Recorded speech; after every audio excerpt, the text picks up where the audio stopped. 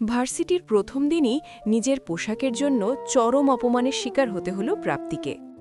প্রাপ্তির ফর্সা মুখখানা রাগে বিরক্তিতে রক্তিম বর্ণ ধারণ করল যেন।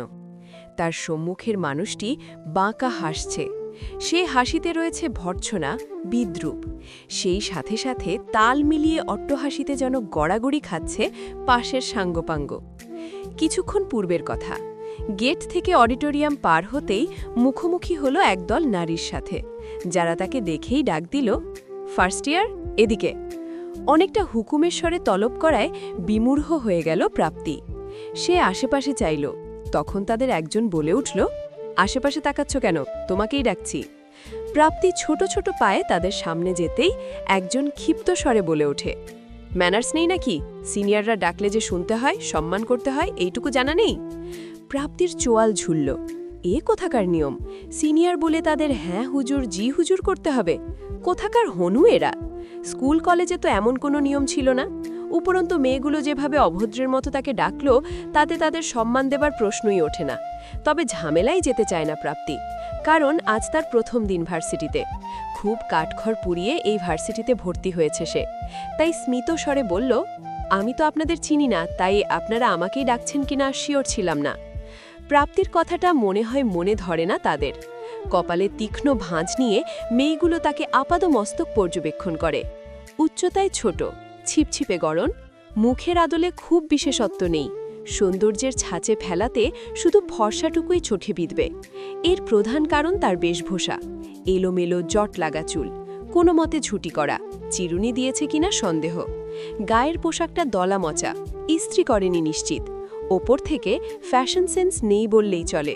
পায়জামার একটা পা মাটিতে গড়াগড়ি খাচ্ছে, তো আরেক পায়ের পায়জামা গোড়ালির ওপরে। কটকটে মেজেন্টা রঙের জামা, হলুদ পায়জামা, আর ওড়নাটা মনে হয় কোনো হাড়ি থেকে বের করা। জুতাটা বাথরুমের স্লিপারের মতো, চোখে মোটা চশমা, শুষ্ক মুখ, মনে হয় দাঁত ব্রাশ করেই চলে এসেছে। মুখে ক্রিমও লাগায়নি। ঠোঁট জোড়া শুষ্ক, ফাটা, রক্ত জমে কালচে হয়ে আছে। ইচ্ছে করছে কান ধরে ভ্যাসলিন দিয়ে দিতে।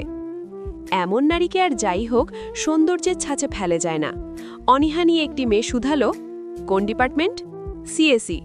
রোল কি তোমার আব্বা বলবে? মেয়েটির কথাটা মোটেই পছন্দ হলো না প্রাপ্তির। চোখ মুখ খিচে এলো, বিরক্তি ধরল সর্বোচ্চ পর্যায়ে। রোষপূর্ণ স্বরে উল্টো প্রশ্ন ছুড়ল প্রাপ্তি, আব্বাকে টানছেন কেন? ফলে মেয়েটি থতমত খেল। কিছু বলতে যাবে তখন পাশের মেয়েটি তাকে থামালো। ফিসফিসিয়ে বলল, বিন্তি, লাইন ক্রস করিস না। এ মেয়ে, পরিচয় দাও। দ্বিতীয় মেয়েটির কথায় প্রাপ্তি বুঝতে পারল এই মেয়েগুলোর একটি মেয়ের নাম বিন্তি। প্রাপ্তি হতবাক স্বরে শুধালো, পরিচয় মানে? নাম, রোল, ব্যাচ, ডিপার্টমেন্ট। মেয়েগুলোর মাঝে বিরক্তি জন্মালো বোধহয়। এদিকে প্রাপ্তি কিছু সময় তীক্ষ্ণ দৃষ্টিকে তাদের দিকে তাকিয়ে রইল। এমন অদ্ভুতরে কাণ্ড ভার্সিটিতে হয় তার জানা ছিল না। সিফাত ভাই তো এমন কিছু জানায়নি তাকে। ফলে ফোঁস করে একটি দীর্ঘশ্বাস ফেলল সে। হতাশ স্বরে বলল, Prapti Majumdar, roll 240306, batch 24, department সিএসি। শোনো মেয়ে, এই ভার্সিটিতে কিছু নিয়ম কানুন আছে। আমরা সেকেন্ড ইয়ার ফার্স্ট সেমেস্টার, মানে তোমার সিনিয়র। তুমি যেহেতু ফার্স্ট ইয়ার, তোমাকে এই সিনিয়রিটি ব্যাপারটা মেনে চলতে হবে। সিনিয়র দেখলেই তাদের সালাম ঠুকবা, জায়গা ছেড়ে দিবা, হোক ক্যান্টিন বা বাস। আর সিনিয়ররা কাজ দিলে তা করে দিবা, না করবা না। আপনারা কি আমাকে র‍্যাগ দেওয়ার চেষ্টায় আছেন? অকপটে প্রশ্ন ছুড়ল প্রাপ্তি। ফলে বিন্তিসহ বাকি সব মেয়েরা ভ্যাবাচাকা খেল যেন। উত্তর সাথে সাথে দিতে পারল না। কিছু সময় নিয়ে শানিত স্বরে বলল, এটা র‍্যাগলা, এটা হলো সিনিয়রকে সম্মান করা। এত বড় হয়েছ, ভার্সিটি কালচার জানো না এখনো? শোনো, ভার্সিটিতে তোমার আব্বা আম্মা নেই, এই সিনিয়ররাই কাইন্ড অফ গার্ডিয়ান। তুমি যখন বিপদে পড়বা, এই সিনিয়ররাই শেল্টার দেবে, পড়াশোনায় হেল্প করবে। So you have to respect them, understand? Prapti কতালের প্রগাঢ় ভাঁজ মেলালো না, তবে সে উত্তর দিল না। তার মুখাবয়ব দেখে বোধগম্য হচ্ছে না সে একটু পূর্বের কথাটার গভীরতা বুঝতে পেরেছে কিনা, বরং তার চোখে বিন্দুমাত্র ভয় বা সম্মানের রেশ নাই। বিন্তিরের এই দলটি সদ্য ফার্স্ট ইয়ার থেকে সেকেন্ড ইয়ারে উঠেছে। প্রথম বর্ষ পার হতেই নিজেদের সিনিয়রদের কাছে দলামচা হতে হতে মনের মাঝে বাসনা জাগে নিজেও এই আনন্দ ভোগ করবে। আজ যখন প্রথম বর্ষের ছাত্রছাত্রীদের আগমন ঘটেছে, তখন তাদের আনন্দের অন্ত নেই। ক্লাসের চাপ না থাকায় তাদের একটাই কাজ, অডিটোরিয়ামের বিপরীত পার্শ্বে দাঁড়িয়ে যতগুলো ফার্স্ট ইয়ারের মেয়ে দেখবে তাদের ডেকে ডেকে পরিচয় দেওয়াবে, তাদের সাথে মজা করবে, ভয় দেখাবে, উল্টাপাল্টা কাজ করাবে। সকাল থেকে যতগুলো মেয়েদের ডেকেছে বিন্তিরা, তাদের মধ্যে দুটি বিষয় পরিলক্ষিত হয়েছে, ভয় নয়তো চামচামি করার প্রবণতা। র্যাগের ভয়ে তো কেউ কেউ কেঁদে অবধি দিয়েছে, আর অনেকে সম্মানের নামে চামচামি করা শুরু করেছে। বিন্তিদের অবশ্য সম্মান চাইও না, তারা শুধু নিজেদের সিনিয়রদের অনুসরণ করতে চায়, জুনিয়রদের দিয়ে নিজের ফাইফরমাস খাটাতে চায়। কিন্তু এই প্রাপ্তি খুবই অদ্ভুত, তার মধ্যে না ভয় আছে না চামচামি করার প্রবণতা। সম্মানটুকু তো উল্লেখ না করাই শ্রেয়। বিন্তি ফোঁস করে একটি নিঃশ্বাস ফেলল, এগিয়ে এলো, প্রাপ্তির মুখোমুখি হলো, একটি কাগজ এগিয়ে দিল। প্রাপ্তি এবারও নির্লিপ্ত স্বরে বলল, আপনি নিজে যেয়ে দিয়ে আসুন তো। ফলে বিন্তির মেজাজ তিরিক্ষি হল, ব্রহ্মতালু জ্বলে উঠল, কিন্তু রাগ সংবরণ করল। মোলায়েম স্বরে বলল, তুমি জুনিয়র, এটা কিছুই না, একটা ফর্ম্যালিটি শুধু। ওই ভাইয়াটি কলেজের খুব সম্মানীয় মানুষ, নাম অয়ন ভাই, কোডিং বস। পাশ করতে গেলে সবাইকে তাকে কাগজ দিতে হয়। সে একটা টিউশন ক্লাস করায়। তোমার যদিও মনে হচ্ছে তোমার এসব কিছুরই প্রয়োজন নেই, কিন্তু সময় হলে তোমার ঠিক এসব কাজে লাগবে। তাই বলছি, ওনাকে কাগজটি দিয়ে আসো। অল্পটুকুই কাজ, 5 মিনিট লাগবে জাস্ট। এই কাগজে কি আছে? কিছু না, তোমার নাম আর রোল। তুমিও টিউশন ক্লাসে এনরোল হয়ে থাকো। প্রাপ্তি ঘড়ি দেখল, ক্লাসের এখনো অনেক বাকি, তাই 5 মিনিটে কিচ্ছু যায় আসবে না। তাই সে কাগজটি নিল, হনহন করে হেঁটে গেল ক্যান্টিনের পাশের বিশাল মাঠের দিকে। মাঠের বিশাল সুপারি গাছের নিচে বাইকের উপর শুয়েছিল একটি ছেলে, পরনে সাদা একটি শার্ট, মুখের উপর বাঁ হাত দেওয়া, মুখ দেখা যাচ্ছে না। তার বাইকের পাশে মাঠে বসে 4-5টা ছেলে। প্রাপ্তি বাইকের কাছে যেয়ে বিনা ভনিতায় বলল, শুনুন, এই কাগজটা আপনার জন্য, নিয়ে উদ্ধার করুন তো। কথাটা শুনতেই চোখের উপর থেকে হাত সরালো ছেলেটি। গৌরবর্ণের সৌম্য পুরুষের বাদামি চোখের সাথে চোখাচোখি হলো তার।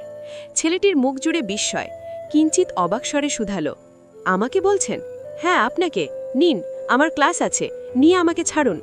ছেলেটির কৌতূহল বাড়ল। পাশ থেকে একটি ছেলে শুধালো, অয়ন, ওকে চিনিস? অয়ন নামক ছেলেটি উত্তর দিল না, বাইক থেকে উঠে দাঁড়ালো। তার উচ্চতা অনেক, প্রাপ্তি তার বুক অবধিও আসে না।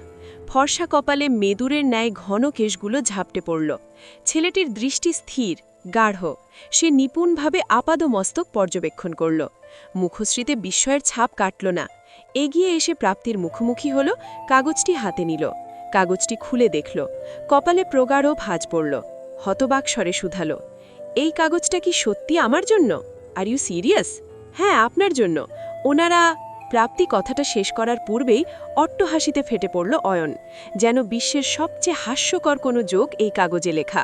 প্রাপ্তি খানিকটা অপ্রস্তুত হল, তার হাসি থামছেই না। পাশের ছেলেটি আবারও শুধালো, কি হয়েছে, পাগলের মতো হাসছ কেন?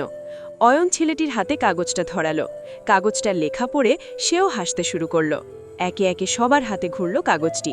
কাগজটি পড়তেই সবাই হাসতে শুরু করল। ফলে প্রাপ্তির অস্থিরতা বাড়ল। প্রচণ্ড অপ্রস্তুত কণ্ঠে বলল, হাসছেন কেন? অয়ন অনেক কষ্টে হাসি থামালো। তার বাদামি চোখ ঝাপসা হয়ে এসেছে হাসির দমকে। তবুও গাঢ়স্বরে বলল, দেখো খুকি, ভালোবাসা মন্দ নয়, কিন্তু একটা লেভেল আছে। জানি হয়তো আমাকে দেখে তোমার ভালো লেগেছে, সবারই লাগে, কিন্তু আমি একটা ক্যাটেগরি মেনটেন করি। তুমি যেমন আমার লেভেলে উঠতে পারবে না, আমিও তোমার লেভেলে নামতে পারবো না। তাই আই এম এক্সট্রিমলি সরি, আমার পক্ষে এই প্রণয় নিবেদনের উত্তর দেওয়া সম্ভব নয়। অয়ন শিকদার মেয়েদের মন ভাঙতে পছন্দ করে না যদিও, কিন্তু মাঝে মাঝে একটু পড়তে হয়। প্রাপ্তি যেন আকাশ থেকে পড়ল, ব্যগ্র স্বরে বলল, কোথাও ভুল হচ্ছে, প্রণয় নিবেদন এখানে আসবে কোথা থেকে? অয়ন তার বন্ধুর থেকে কাগজটা নিয়ে প্রাপ্তির সম্মুখে রাখল। সত্যি, সেখানে ভালোবাসি লেখা, কিন্তু এখানে তো নাম আর রোল লেখার কথা। পেছনে চাইতেই দেখল বিন্তিদের দল হাসছে, তারা ইচ্ছেকৃত তাকে ফাঁসিয়েছে। এদিকে অয়নের পাশের ছেলেটি ভর্ৎসনা করে বলতে লাগল, তেলাপোকা উঠতে পারলেই তাকে পক্ষী বলা যায় না, আগে ভালোভাবে পোশাক পরা শেখো, এরপর এসো অয়নকে ভালোবাসি বলতে।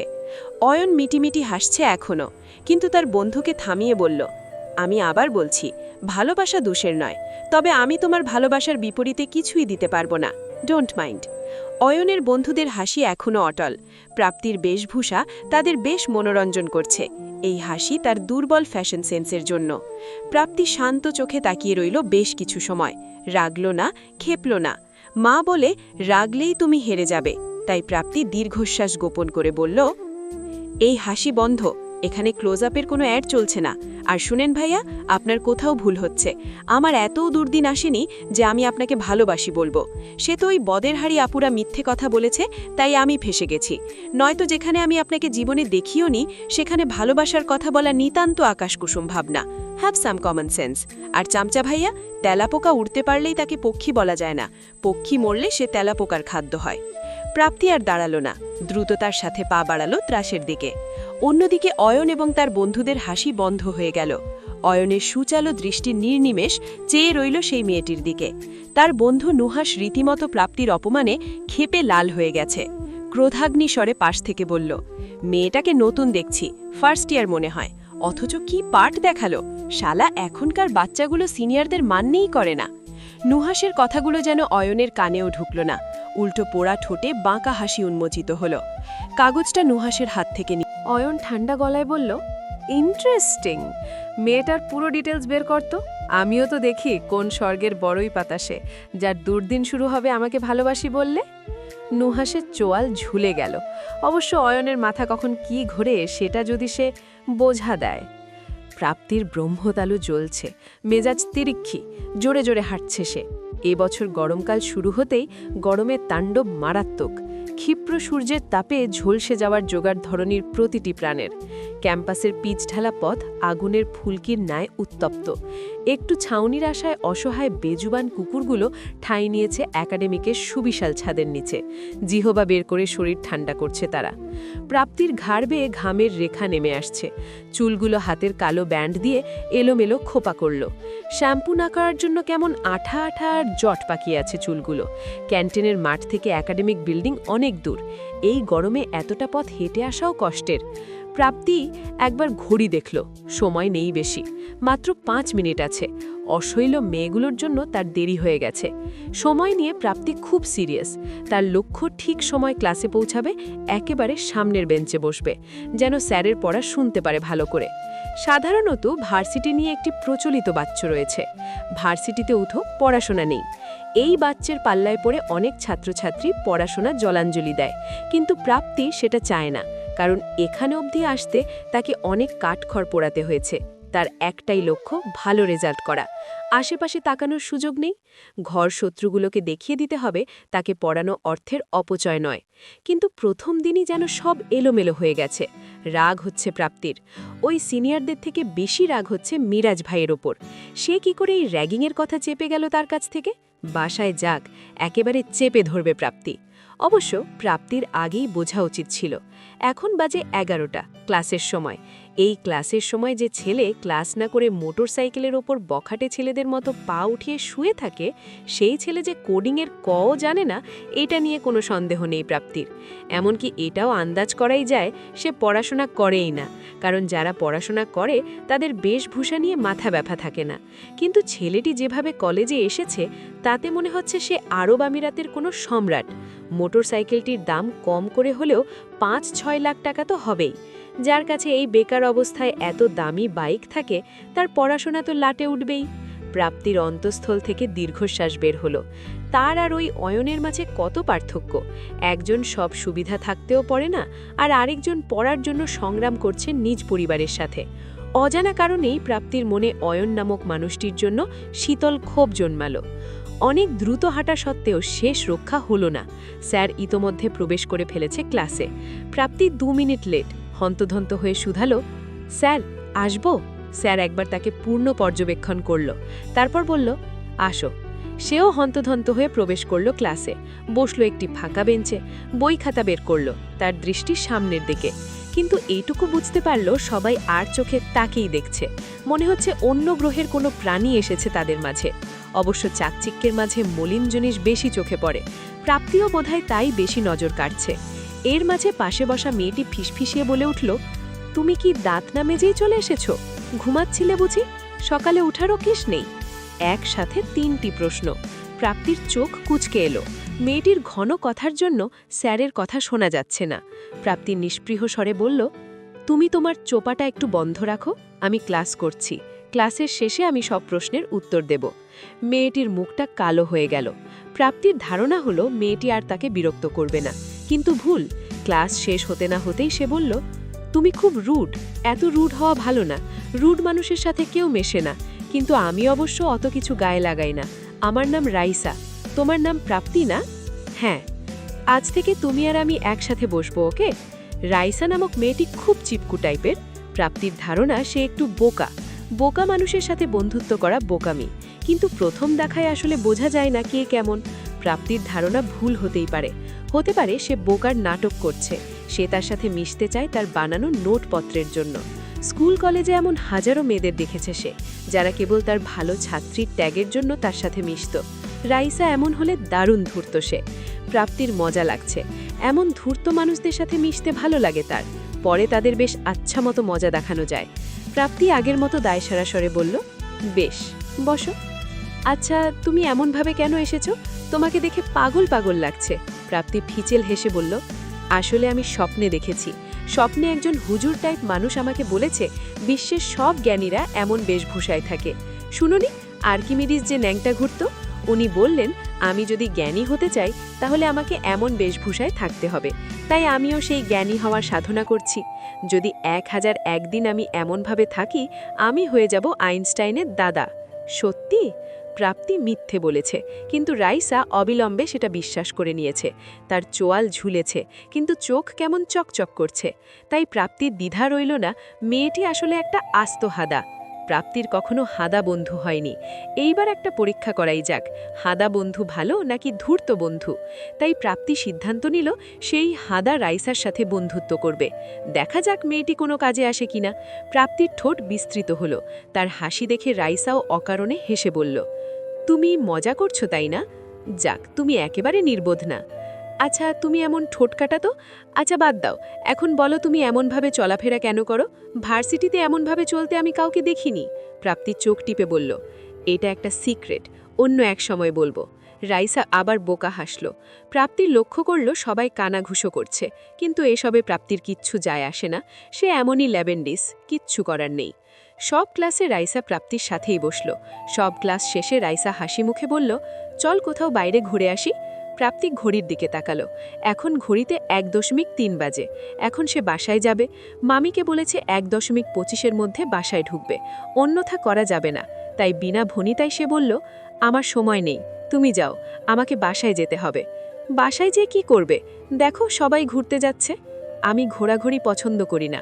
প্রাপ্তি যে একেবারে যন্ত্রমানবী তা বুঝতে বাকি রইল না রাইসার। কিন্তু সেও নিরুপায়। প্রাপ্তিবাদে কেউই তার সাথে বন্ধুত্ব করতে আগ্রহী নয়। তারা অনেক মডার্ন, ঢাকার মেয়ে। তাদের চাল চলন, কথাবার্তা সবই উন্নত। রাইসা গ্রামে মানুষ। তার স্কুলও ছিল অজপাড়াগায়। সে এত সুন্দর ইংলিশ বলতে পারে না। সে তো একটু ভালো ছাত্রী হওয়ার দরুন এই ভার্সিটিতে চান্স পেয়েছে। গ্রামের মধ্যে সে একা ইঞ্জিনিয়ার, অথচ মেয়েগুলো 2 পয়সার দাম দিল না। হতাশ হলো রাইসা। তার মুখটা বসে গেল। প্রাপ্তির দৃষ্টিগোচর হলো না তা। তাই তার কাঁধে হাত রেখে বলল, আমরা বৃহস্পতিবার যাব, বইও কিনতে হবে। রুটিন অনুযায়ী সেদিন ল্যাব থাকবে না, ঠিক আছে? আজ আমাকে বাসায় যেতেই হবে। সাথে সাথে রাইসার মুখ উজ্জ্বল হয়ে উঠল। প্রাপ্তির মজা লাগছে। রাইসাকে দেখে পাপিয়ার কথা মনে পড়েছে। পাপিয়া প্রাপ্তির ছোট বোন। সাথে সাথে মনে পড়ল মায়ের সাথে কথা বলা হয়নি। সকালে তাড়াহুড়ো করে আসায় কথা বলার সুযোগ হয়নি। বাসায় যেয়ে সবার প্রথমে তাকে ফোন করবে। বাবার অবস্থাও জানার ইচ্ছে। লোকটি কি এখনো হরতাল করছে নাকি সাময়িক বিরতি দিয়েছে? প্রাপ্তি পৌঁছাতে পৌঁছাতে 1:45 বাজল। গ্রীষ্মের তাণ্ডব তখন প্রচণ্ড। ধরণী হাঁপিয়ে উঠেছে। বাতাসের ছিটে ফোঁটা নেই। মামার সাথে কথা বলতে যে দেরি হয়ে গেল। ঘর্মাক্ত শরীর নিয়ে বাসার কলিং বেল বাজালো প্রাপ্তি। ঘাড় বেয়ে গলগল করে ঘাম নেমে যাচ্ছে। এই শহরে সে নতুন। রিক্সা ভাড়া সম্পর্কিত জ্ঞান তার নেই। তাই হেঁটে এসেছে। যেখানে রাস্তার কুকুরগুলো এখন ছাউনি খুঁজে বেড়াচ্ছে রোদ থেকে বাঁচতে, সেই কাঠ ফাটা রোদে হেঁটে এসেছে সে। 2বার কলিং বেল বাজিয়েছে, কিন্তু দরজা খুলল না কেউ। প্রাপ্তি ঘড়ি দেখল। নিহার বেগম সর্বদা নিয়মের ছকে চলা মানুষ। তার এখন গোসলের সময়। মিরাজ বা মন হয়তো বাড়ি নেই, তাই দরজা খুলছেন না। প্রাপ্তি দাঁড়িয়ে রইল। দরজা খোলা হলো গুনে গুনে 20 মিনিট পর। এই 20 মিনিট গরমেই দাঁড়িয়ে থাকতে হলো প্রাপ্তিকে। অন্যের বাসায় থাকার এটাই শাস্তি। তোমার কথা চিন্তা করার সময় নেই কারোর। তোমার মেনে চলতে হবে সবার কথা। নিহার বেগম দরজা খুললেন অপ্রসন্ন মুখে। তিনি গোছানো মানুষ, কখনো খারাপ আচরণ করেন না, তবে তার মুখশ্রী বলে দেয় সে তোমার উপর বিরক্ত। প্রাপ্তি ঘরে ঢুকল, ফ্যানটা ছেড়ে বসল ডাইনিং টেবিলে। একটু ঠান্ডা হাওয়া প্রয়োজন। নিহার বেগম কাটকাট স্বরে বললেন, মিরাজার মন বাড়ি নেই, আমি এখন খাবো না, তুমি চাইলে খেয়ে নিতে পারো, খাবার আছে রান্নাঘরে। প্রাপ্তি ছোট করে আচ্ছা বলল, তারপর নিজ ঘরে যাইতে নিলে নিহার বেগম বললেন, ফ্যানটা বন্ধ করে যাও, বিদ্যুৎ বিল অনেক আসছে, আর এসি লাগিও না। প্রাপ্তি আবার আচ্ছা বলল। মামার বাসায় থাকতে তার মোটেই ভালো লাগে না। মামি মুখে না বললেও এমন ভাব দেখান যেন সে ফকিরের বাচ্চা, জীবনে এসি বা গাড়ি দেখেনি। অন্যের বাসায় থাকা এজন্যই সহ্য হয় না প্রাপ্তির। সে আগেই মামাকে বলেছিল সে হোস্টেলে উঠবে, কিন্তু মামা রাজি হননি। মামাকে আবার বলবে সে, কিন্তু পর মুহূর্তেই চিন্তা এলো হোস্টেলের ফি দেবার টাকা তো তার কাছে নেই। বাবা পাঠাবে বলে মনেও হচ্ছে না। মার সাথে কথা বলে দেখবে কি? মার কথা মনে পড়তেই ফোন দিল, কিন্তু কেউ ধরল না। মা হয়তো এখনো রান্নাঘরেই।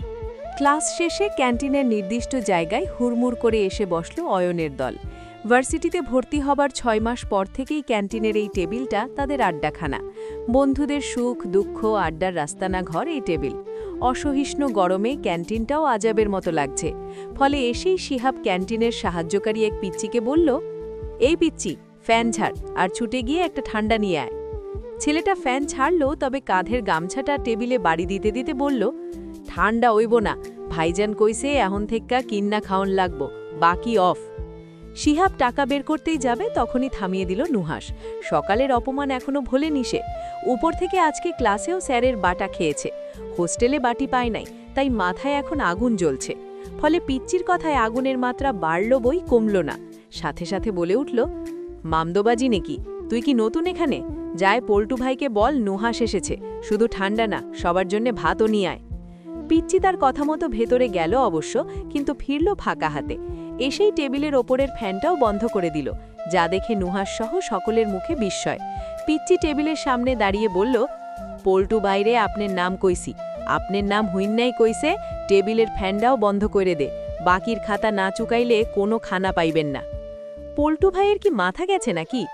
তা জানি না, তো এখন থেকে হুদু নগদে খানা পাওন যাইব।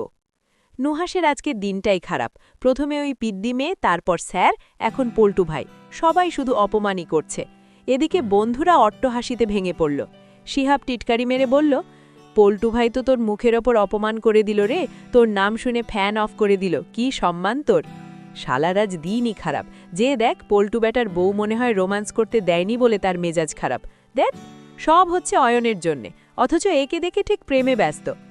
অয়ন তখন গভীর মনোযোগে তার ফোনে চ্যাটিং করতে ব্যস্ত। নুহাসের মেজাজ আরও খিঁচল। হিনহিনে স্বরে বলল, আর কত প্রেম করবি রে শালা, মেসেজেই বিয়ে করে নেবি নাকি? অয়ন এবার মোবাইল থেকে চোখ তুলল। নুহাস ভীম খেপা, তাই অয়ন এবার মোবাইল রেখে দেওয়াই শ্রেয়। তাই অয়ন মোবাইলটা বাঁ সাইডে লেখে পকেট থেকে কর করে দুটো 1000 টাকার নোট বের করে পিচ্চি ছেলেটাকে দিয়ে বলল, যাও 5টা ভাত, 2টো ডাল, 3টে সবজি, 5টা মুরগি আর 5টা ঠান্ডা নিয়ে এসো, বাকি যা উপরকেই নুহাসের খাতায় জমা করে দিও। পিচ্চি ছেলেটি টাকা নিয়ে চলে গেলে অয়ন চেয়ারে শরীর এলিয়ে দিল। বাঁ হাতে কপালের চুলগুলো পেছনে টানতে টানতে বলল, হ্যাঁ এবার বল, কি বলছিলি? বলছে তুই প্রেম করতে করতে টায়ার্ড হোস না? অয়ন হতবাক স্বরে শুধায়, কে প্রেম করে? আমি ওসব নোংরা কাজে নেই, ছি ছি ছি, আমার মতো ভালো ছেলেকে বদনাম করিস না। বেশ ঢং করে অয়ন কথাটা বলল। সাথে সাথেই নুহাস মুখ ভেঙচালো, না না, তুমি প্রেম করো না তো এতক্ষণ কি করছিলা? আমেরিকার খোঁজ? নুহাসের কথায় হাসল অয়ন। অয়ন তার হাতের ঘড়ি খুলতে খুলতে বলল, কবিতার সাথে কথা বলছিলাম, মেয়েটার মন খারাপ। আমার আবার মেয়েদের মন খারাপের বিষয়টা ভালো লাগে না, নিতে পারি না, কষ্ট হয়। কোনো সুন্দরী মেয়ে মন খারাপ করবে, এটা দেশ ও জাতির প্রতি অন্যায়। ওরে আমার দেশ দরদি রে, এই কবিতাটা কে? অয়ন উঠে দাঁড়িয়ে নির্লজ্জ হেসে বলল, ফ্রেন্ড। সাথে সাথেই শিহাব মজার ছলে বলল, তোর কত ফ্রেন্ড রে? সত্যি করে বল, ফ্রেন্ড নাকি গার্লফ্রেন্ড? পৃথিবীর সব মেয়েরা খালি তোমার ফ্রেন্ডই হয়। ওই আর কি, যা ভেবে তোরা শান্তি পাস। তো শিলার কি খবর, যার সাথে কিছুদিন আগে রিকশায় ঘুরছিলে? বড্ড পাকাও ভাই, আমি ওকে ব্লক করে দিয়েছি। বাহ বাহ, 10 দিনেই মন উবে গেছে। তো এই কবিতার সাথে পিরিতি কয়দিন চলবে? অয়ন এবার গনার ভান করে বলল, জানি না, যতদিন না সে আমার প্রেমে পড়বে, I am okay with it. অয়নের কথা শুনে নুহাস রেগে বলল, শালা তুমি মাইয়াবল লগে পিরিতি কইরা কথা কইবা, আর যখন সে তোমার প্রেমে পড়বে তখনই তুমি নাক সিটকাবা? মস্করা! নুহাসের কথা শুনে পোড়া ঠোঁট বিস্তৃত হয়, তার কাঁধে হাত রেখে বলে, মেয়েরা আমাকে একা ছাড়ে না, আমার কি দোষ? আমি আবার পিওর জেন্টলম্যান, কোনো মেয়েকে কষ্ট দিতে পারি না। সুন্দরী মেয়েদের তো একেবারেই না, তাই তো কথা বলি, ঘুরে বেড়াই, হাসি তামাশা করি। কিন্তু প্রেম, no no no, no way. একদম প্রথম দিনেই খাস বাংলায় বলে দিই, ভাই মাফও চাই, দোয়াও চাই, তবে প্রেম আমি করব না। এই অয়ন শিকদার প্রেমের জন্য তৈরিই না। সব করব, কিন্তু প্রেম না। প্রেম করলে কমিটমেন্ট দিতে হবে, কমিটমেন্ট দিলে বিয়ে। ভাই আমি এই বিয়ে নামক খরার নিচে মাথা দিব না। নো নেভার, কাভি নাহি। বলেই হাত মুখ ধুতে যাবার জন্য পা বাড়ায়। পেছন থেকে নুহাস বিদ্রুপ করে বলে ওঠে, বাছা বেশি উড়ো না, যেদিন প্রেমে পড়বা না একেবারে হাঁটু ভেঙে পড়বা। অয়ন সদর্পে উত্তর দিল, তেমন মেয়ে এখনো জন্মায়নি যে আমাকে প্রেমে ফেলে। আমার হৃদয়ের গেটে তালা ঝুলছে, চাবি আমি হারিয়ে ফেলেছি। তাই তুই আমার প্রেমের চিন্তা না করে ওই খ্যাপাটে মেয়েটার ডিটেল জোগাড় কর। কেন, তার সাথেও টাইম পাস করবি?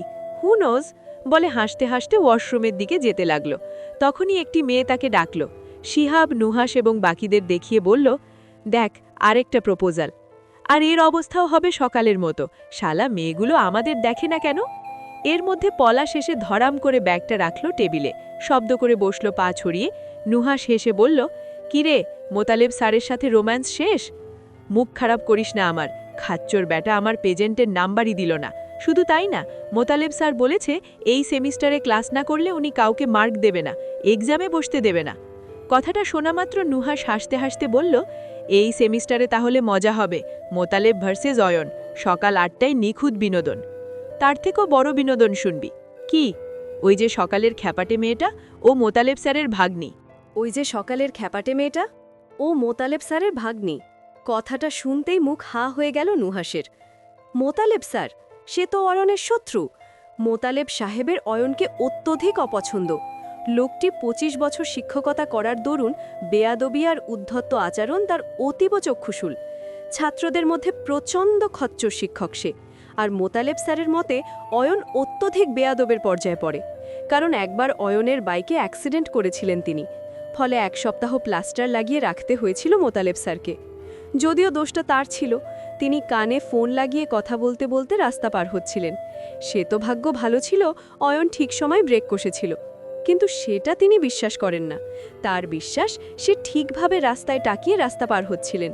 ফোন কানে তাতে কি, চোখ তো রাস্তায় ছিল। তার দৃঢ় বিশ্বাস অয়ন ইচ্ছেকৃতভাবেই তাকে আহত করেছে। সেই থেকে অয়নের প্রতি শুকনো রাগ তার। অয়ন তার চিকিৎসার পুরো খরচ দিয়েছিল, তার কাছে অনেকবার ক্ষমাও চেয়েছে। কিন্তু অয়ন আর তার সম্পর্ক মোটেই ভালো হয়নি। নুহাস কপালে হাত দিয়ে বলল, অয়নের খবর আছে, মামার পা ভাঙছে, ভাগ্নিকে রাগ দিছে। মামা ভাগ্নি ওর জীবনে আগুন জ্বালায় দিবে শিওর। অয়ন হাত মুখ ধুয়ে খেতে বসল। নুহাসের বর্ণহীন মুখখানার দিকে তাকিয়ে শুধালো, কি হয়েছে, হাওয়া হয়ে গেছে কেন?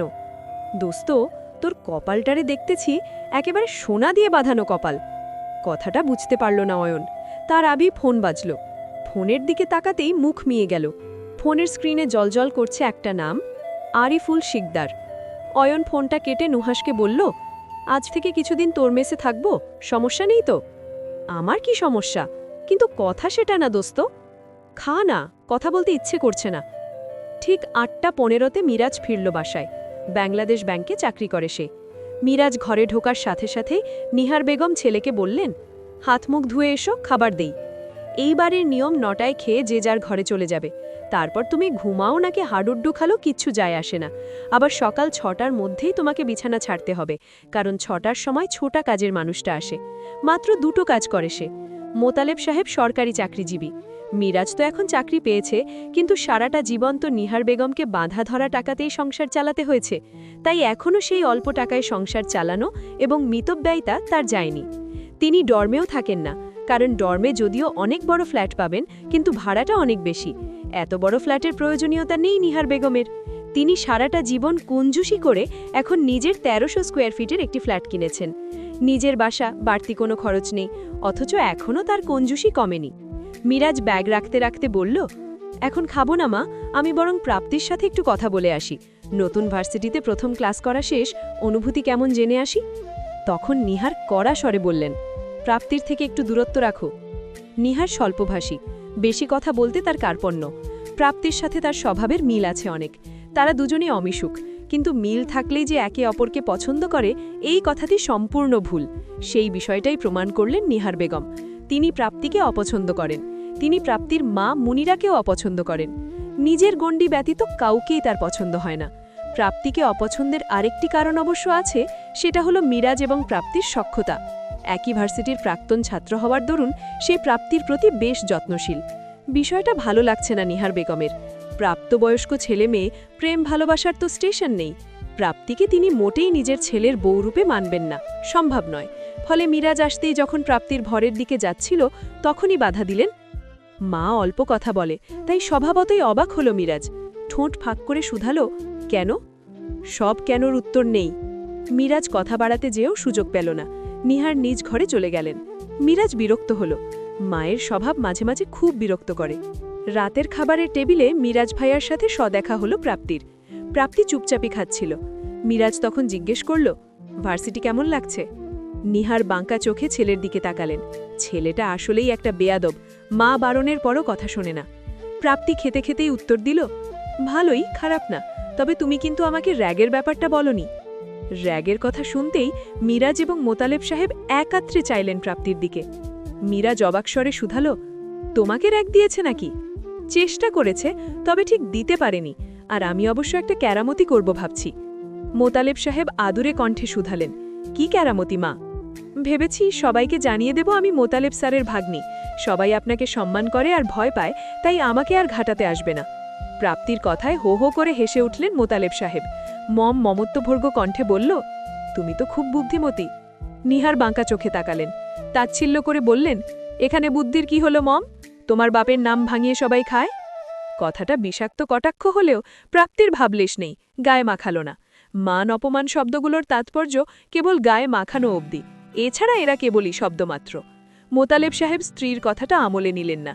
মিরাজ এবং মম খানিকটা বিরক্ত হলেও প্রকাশ করল না। প্রাপ্তি খাওয়া শেষেই উঠে বলল, আমার খাওয়া শেষ মামি, বাসনটা ধুয়ে রেখো, এ বাসায় সবাই সবার প্লেট ধুয়ে ফেলে। জি। কথাটা বলার প্রয়োজন ছিল না, প্রাপ্তি নিজ থেকেই ধুয়ে রেখে দিত, কিন্তু নিহার তবুও তাকে কথাটা স্মরণ করিয়ে দিলেন। প্রাপ্তি ঘুমায় মমের ঘরে। মেয়েটা প্রচণ্ড পাকা, যদিও প্রাপ্তির থেকে 1 বছরের ছোট, কিন্তু তার চলাফেরা একেবারে বড়দের মতো। প্রেম করে একটা ছেলের সাথে। প্রতিদিন রাতে ঘণ্টার পর ঘণ্টা তারা শুধু কথাই বলে। এখন মম মিরাজের ঘরে গেছে, সেই ভাগে প্রাপ্তি মাকে ফোন করল। সারাদিন মায়ের সাথে কথা হয়নি তার। এবার ফোন দেওয়ার সাথে সাথেই ধরলেন মুনিরা। হ্যালো মা, ভালো আছো? ওপাশ থেকে মৃদুস্বর শোনা গেল। আমি ভালো আছি রে মা, তুই ভালো আছিস? হ্যাঁ আলহামদুলিল্লাহ। ক্লাস কেমন হলো? ভালো। বন্ধু হলো? বন্ধু দিয়ে কি হবে মা? মুনিরার প্রশ্নে একটু বিরক্তি নিয়েই উত্তর দিল প্রাপ্তি। মুনিরা দীর্ঘশ্বাস ফেললেন ফোনে, তারপর কথা পাল্টে শুধালে, খাইছিস নি? হ্যাঁ খাইছি, যদিও খাইতে ইচ্ছে করছিল না, কিন্তু না খেলে তো গায়ে শক্তি পাবো না। মুনিরা একটু চুপ থেকে শুধালে, ভাবি কিছু বলছে? তোমার ভাবি কি বলার মানুষ? আকার ইঙ্গিতে বোঝায়। মুনিরা নিজের ভাবির স্বভাব সম্পর্কে সম্পূর্ণ অবগত, তবুই ঠেকায় পয়ে মেয়েকে সেই বাড়িতে রেখেছে। ওই শহরে পরিচিত কেউ নেই। প্রাপ্তি মেয়েটি হিসেবে অতটা চঞ্চল বা চতুর নয় বলে মুনিরার ধারণা, কারণ তাকে দরকার ছাড়া নিজ ঘর থেকে বের করা যেত না। তাই অচেনা শহরে পরিচিত কারোর কাছে না রাখলে মেয়ের যদি বিপদ হয়, তাই সে বাধ্য হয়েই ভাইয়ের বাসায় রেখেছে। প্রাপ্তি কিছুক্ষণ পর ধীর স্বরে বলল, আচ্ছা মা, আমাকে কি আলাদা 6000 টাকা প্রতি মাসে দেওয়া যাবে? হোস্টেল ফি এখানে 6000-এর মতো। তোমার আব্বা পড়াতেই যায় না, আবার টাকা দিবে? বুঝলাম, আচ্ছা লাগবে না, আমি ম্যানেজ করে নেব। এখানে অনেকেই টিউশন করায়। তুমি অচেনা শহরে কি করে ম্যানেজ করবা? থাক, দরকার নাই, তুমি কিচ্ছু করবা না, আমি দেখতেছি। এরই মাঝে ফোনের ওপাশ থেকে একটা কর্কশ কণ্ঠ কানে এলো। ভাইজানরা আইতেছে, ভাবি ভাত হইছে? কণ্ঠটা প্রাপ্তির চাচির, ফলে প্রাপ্তির সাথে সাথেই ঝাঁঝালো স্বরে বলল, তোমার দেবরের বউকে বলো হুকুম না দিয়ে তারে বলো আইসে ভাত রাঁধবে, যত সব। ছেলের মা সে কি আর ভাত রাঁধবে? ভর্ৎসনা করে কথাটা বলল মনিরা। সেই সাথে প্রকাশ পেল অপ্রকাশিত কিছু কষ্টের ধার। প্রাপ্তি উপস্থিত না থেকেও উপলব্ধি করতে পারল, মা মেয়ের সম্পর্ক বুঝি এমনই হয়। প্রাপ্তি আশ্বস্ত গলায় বলল, মা, যেদিন আমি চাকরি পাব তোমাকে আর পাপিয়াকে এখান থেকে নিয়ে যাব। তোমার ওই বুইড়া থাক তার মা আর ভাই বোনের সাথে, বুঝবে তখন কত ধানে কত চাল। ছি, এমনি বলে না, বাবা হয় তোমার। জানি, তাই তাকে বলার অধিকার আমার আছে। অন্য কেউ বললে জিভ খুলে ফেলব। তা সে কি এখনো আন্দোলন করতেছে? হ্যাঁ, তাতে ভাগ নেই। কাল রাতেও অনেকক্ষণ ভাষণ দিলেন, ফতুয়া শোনালেন, মেয়ে বড় হলে বিয়ে দেওয়া উচিত, হ্যান ত্যান। আর দাদিকে তো চিনিসই। ভালো, তাদের বল চিল্লায় যেতে, অন্তত আসল হাদিস জেনে আসবে। আচ্ছা রাখছি, নয়তো তোমার শাশুড়ি আর দেবরের বউ আবার মুখ কালো করবে। মুনিরা হাসল। ভাগ্যিস মেয়েটার অনুভূতিগুলো শীতল, নয়তো এই অদ্ভুত কারাগারে সে এতগুলো বছর থাকতে পারত না। মজুমদার বাড়ির স্বৈরাচারী শাসক জামশেদ মজুমদারের সাথে আন্দোলনও করতে পারত না। মজুমদার বাড়িতে মেয়েদের থেকে ছেলেদের মূল্য বেশি। এই বাড়িতে পুত্র মানেই সোনার খনি। পুত্র না যেন 7 রাজার ধন, আর কন্যা তো পরের বাড়ি চলে যাবে, সে থাকা আর না থাকা দুই সমান। প্রাপ্তির ছোট চাচার 2 পুত্র আস্ত অকর্মার ঢেকি, অথচ তাদের আদর সম্ভাষণের কমতি নেই। অথচ মুনিরার 3 কন্যা যদি আকাশের তারাও খুলে আনে, তবুও তাদের কোনো মূল্য নেই। এই রীতির প্রত্যাবর্তক হলেন স্বৈরাচারী শাসকের জননী, অর্থাৎ প্রাপ্তির দাদির। মুনিরার যখন 3য়বার কন্যা হল, পুত্রের বংশপ্রদীপ না থাকার কষ্টে তিনি তো প্রায় পরলোকেই চলে যাচ্ছিলেন, কিন্তু যাওয়া হয়নি। ফলে তিনি এখনও স্বৈরাচারী শাসক জামশেদের প্রধান উপদেষ্টা হয়েই আছেন, আর ভাই বোন প্রতিটি একটার থেকে আরেকটা বুদ্ধিদীপ্ত সচিব। মুনিরা বেগমের মনে হয় জামশেদ সাহেবের স্বৈরাচারিতা কেবলই তার এবং তার 3 মেয়ের উপর। বড় মেয়ে পায়েলকে ইন্টার পাস করতেই জোর করে বিয়ে দিয়ে দিলেন। বড় ননদ ভালো ঘরানার একটি উচ্চশিক্ষিত গাধাকে টেনে লিচড়ে নিয়ে আসলো। ছেলে থাকে ক্যানাডায়। জামশেদ সাহেব অতি উচ্ছ্বাসের সাথে বিয়ে দিয়ে দিলেন। অর্থের অভাব নেই, অথচ মেয়েটিকে পড়াননি। একরকম কন্যা দায় থেকে মুক্ত করলেন নিজেকে। অবশ্য মেয়েকে তিনি অঢেল দিয়েছেন, কমতি রাখেননি। দুর্ভাগ্যবশত যদি শ্বশুরবাড়ির সাথে বনিবনা না হয়, তবে মেয়ে বুড়ো আঙুল দেখিয়ে দিতে পারবে। তবে এই বুড়ো আঙুল দেখানোর ক্ষমতা ততদিন থাকবে যতদিন মেয়েটি বিবাহিত থাকবে। অদ্ভুত নিয়ম। মুনিরা তখন কিছু বলতে পারেননি। 19 বছরের মেয়েকে অন্যের ঘরে চলে যেতে দেখেও তিনি বিদ্রোহ করেননি। তবে প্রাপ্তি যখন গো ধরল সে বিয়ে করবে না, ইঞ্জিনিয়ারিং পড়বে, তখন তিনি পিছপা হলেন না। প্রাপ্তি বিয়ে করবে না, সে পড়বে, তাও আবার ছেলে মেয়ে মিশ্রিত একটি ভার্সিটিতে, তাও আবার ইঞ্জিনিয়ারিং। অনেকগুলো ধাক্কা একত্রে এ বাড়িতে প্রলয় আনল। প্রতিটি ঘরে দেওয়ালে বিপদ সংকেত জানান দিল। পায়েল পড়ালেখায় কলাগাছ, 2বারই ইন্টার পাস করেছিল, তাই তার অনার্স পড়ার ইচ্ছে বা চিন্তা কিছুই ছিল না। কিন্তু প্রাপ্তি ভিন্ন। মেয়েটি ছোটবেলা থেকেই পড়ুয়া, চুপচাপ অমিশুক মেয়েটির বন্ধু বই। সে পড়তে ভালোবাসে, সাজাগোজা কিছুতেই তার আগ্রহ নেই। তার বয়সী মেয়েরা টিকটক করে বেড়ায়, অথচ সে এসব দেখলে নাক সিটকায়। পরীক্ষার সময় পড়ার সময় নষ্ট হবে বলে মাঝে মাঝে গোসলও করত না। পোশাক আশাক বেশভূষাতে তার কোনোদিনই নজর নেই, সে শুধু পড়তে ভালোবাসে। মেট্রিকে বোর্ডে প্লেস করেছে, ইন্টারেও বোর্ডে হাইয়েস্ট নাম্বার পেয়েছে। এক চান্সে ভালো ভার্সিটিতে চান্স পেয়েছে। এই মেয়েকে পড়াবে না তো কাকে পড়াবে? কিন্তু জামশেদ সাহেব তার সিদ্ধান্তে অটল। কিন্তু মুনিরাও কম নয়, সেও কঠিন বিদ্রোহ শুরু করল। না খেয়ে অনশনে বসলেন। শাসনের জায়গায় হলেও জামশেদ সাহেবের মুনিরার প্রতি অদ্ভুত টান আছে। রাতের বেলায় সকলের অগোচরে বউয়ের চুল আঁচড়ে তাকে সাজিয়ে সোহাগ করতে ভালোবাসেন। এ কথা অবশ্য দরজার বাইরে আসে না, তাই বিদ্রোহ কাজে দিল। তবে শর্ত হল প্রাপ্তিকে তিনি পড়ার সুযোগ দিবেন, কিন্তু টাকা দিবেন না, আর প্রাপ্তিকে নিজ যোগ্যতা প্রমাণ করতে হবে। এমন উৎকট শর্তের মানে নেই, তবে প্রাপ্তি রাজি হয়ে গেল। মুনিরা বেগমের ভাই মোতালেব একজন নামকরা ইঞ্জিনিয়ারিং ভার্সিটির প্রফেসর। সেখান থেকে তার বড় ছেলেও পাশ করেছে, তাই সেই ইঞ্জিনিয়ারিং ভার্সিটিতেই অ্যাডমিশন পরীক্ষা দিল প্রাপ্তি। চান্সও পেল। সরকারি হওয়ায় খরচের চিন্তাও নেই। মেয়ে বৃত্তি পায় সবসময়, এবারও পাবে, তা দিয়েই তার চলে যাবে। আর কিছু খরচা মুনিরা নিজ থেকেই দিতে পারবে। সেই সাথে যদি মোতালেব স্যারের বাড়ি থাকে, তাহলে তো থাকা খাওয়ার খরচাও নেই। মুনিরা রাজি হলো। আর এদিকে মজুমদার নিবাসে প্রতিদিন শুরু হলো আন্দোলন। জামশেদ সাহেব তো জানিয়েই দিয়েছেন, যদি মেয়ে নিজ যোগ্যতা প্রমাণ না করতে পারে, তবে উনি সাথে সাথেই তাকে বিয়ে দিবেন। প্রাপ্তিও বাবার মুখের উপর বলেই এসেছে সে এই ভার্সিটির গোল্ড মেডেলিস্ট হবে। বাপ মেয়ের মধ্যে কে জিতে সেটাই এখন জানার বিষয়। মায়ের সাথে কথা বলার পর মনটা প্রাপ্তির মন বসে গেল হালকা। পড়ার খরচ, হোস্টেলের ফি সে কি সামাল দিতে পারবে, নাকি মামির বাসাতেই থাকতে হবে? সকালবেলায় মেইন গেট থেকে আজ হেঁটে হেঁটে আসতে হয়েছে প্রাপ্তিকে। রিকশাটার চেইন খুলে যাচ্ছিল বারবার। বৃদ্ধ চালক যতবার তা ঠিক করছে ততবারই অবাধ্যের মতো সেটা পড়ে যাচ্ছিল। এদিকে তার ক্লাস ঠিক 8:30-এ, সে ক্লাস মিস করতে চায় না, তাই বৃদ্ধ চালককে টাকা বুঝিয়ে গটগট করে হাঁটা শুরু করে। 15 মিনিটের দীর্ঘ পথ, দম নেবার সময় নেই, পায়ের গতি সর্বোচ্চ বাড়িয়ে দিয়েছে, পারে না দৌড়াতে।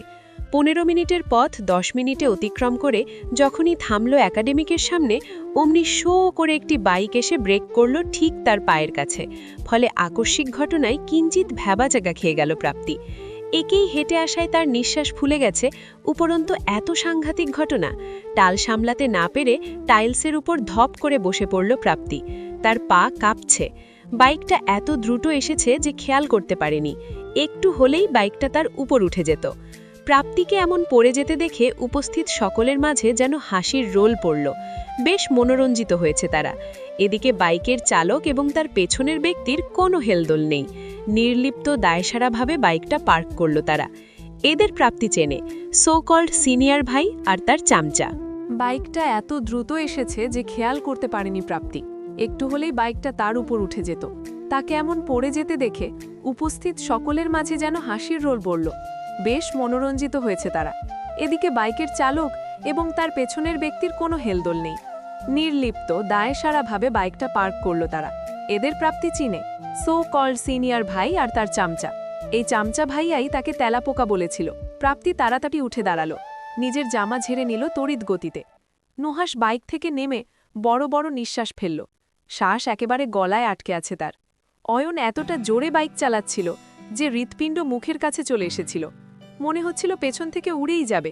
কোনো মতে হ্যান্ডেল ধরে বসেছিল। আশেপাশে কি হচ্ছে সেদিকে তার নজর নেই। এদিকে অয়ন বাইকের চাবিটা পকেটে পুরে নুহাসকে ছাড়াই পা বাড়ালো ক্লাসের দিকে। ঠিক তখনই প্রাপ্তি পেছন থেকে বলে উঠল, আপনি কিছু ভুলে যাচ্ছেন। নুহাস এবার সামনে তাকালো। মোতাল্লেব স্যারের ভাগ্নিকে দেখে তার মুখ বিবর্ণ হয়ে গেল। প্রাপ্তি তাকে কিছুদিন আগেই বড় মাঠে ভীষণ অপমান করেছিল। মেয়েটির সাহস আছে এতে সন্দেহ নেই, তাই তো সে অয়নকে আটকানোর সাহস পেয়েছে। সিনিয়র দেখে ভয়ে মাথা নিচু না করে অয়নের মুখোমুখি দাঁড়িয়ে চোখে চোখ রেখে কথা বলছে সে। এই সাহসের একমাত্র কারণ তার মামা। অয়ন খুব অনীহার সহিত পেছনে তাকালো। তার গাঢ় নয়ন প্রাপ্তিতে আবদ্ধ। নির্লিপ্ত স্বরে শুধালো, আমাকে বলছো? তাই এই মেয়েকে ঘাঁটাটা বোকামি হবে, কিন্তু অয়নকে বলা হয়নি। অয়নের নির্লিপ্ততায় প্রাপ্তি কিঞ্চিত বিরক্ত হল। আপনার মাথায় সমস্যা আছে নাকি ব্রেনের জায়গায় ভুসি ভরা? প্রতি কথা দেখছি 2-3 বার বলা লাগে। এই ব্রেন নিয়ে আপনি ইঞ্জিনিয়ারিং পড়ছেন? হ্যাঁ, আপনাকেই বলছি। অয়নের দৃষ্টি সূচালো হলো। পকেটে হাত পুরে এগিয়ে গেল। ফিচেল হাসি ঠোঁটে আঁকিয়ে শুধালো, কি ভুলছি খুকি? অয়নের নির্লিপ্ততা প্রাপ্তিকে অবাক করছে না, বরং এই মাথা পাগল লোকটা সম্পর্কে ধারণাটা পরিষ্কার করছে। ফলে বিদ্রুপ টেনে বলল, একটু আগে যে কাজটি করেছেন সেটা তো সুস্থ মস্তিষ্কের মানুষ করতে পারে না। সে থেকে বোঝাই যায় আপনার টপ ফ্লোরে বেশ ঝামেলা আছে, কিন্তু সিনিয়র হিসেবে সামান্য কাটিসি থাকা উচিত। আমি ব্যথাও পেতে পারতাম, আপনার বাইকের চাকা আমার পায়েও উঠে যেতে পারত, তাই আমার একটা সরি প্রাপ্য। আপনি সেটা ভুলে গেছেন। প্রাপ্তির কথায় অয়ন তীক্ষ্ণ নজরে দেখল প্রাপ্তিকে। এলোমেলো জটলা চুল, ফাটা শুষ্ক মুখবিবর আর কুচকানো তেনা জামা। পায়জামার এক অংশের নিচে ধুলো লেপটে আছে। ওড়নাটা কোনো মতে গলায় ঝুলছে। অয়ন তার নিচের ঠোঁট কামড়ে নিঃশব্দে হাসল। সেই হাসিতে স্পষ্ট তাচ্ছিল্য আর পরিহাস মিশ্রিত। ফলে প্রাপ্তি কিঞ্চিত অস্পষ্ট হল। এদিকে নুহাস ঠাস করে কপালে চাপড় বসালো। অয়ন শুধু এই মামা ভাগ্নিকে পায় বাইক দিয়ে ওড়ানোর জন্য? অয়নকে কিছু বলার আগেই সে হেঁটে ঠিক প্রাপ্তির মুখোমুখি দাঁড়ালো। তাদের দূরত্ব 2 ইঞ্চির। লম্বা মানুষটা একটু ঝুঁকল, চোখে চোখ রেখে বলল, খুকি, আমার বাইকটা আমার খুব পছন্দের। আমি নিজে সেটার যত্ন নেই, পরিষ্কার করি।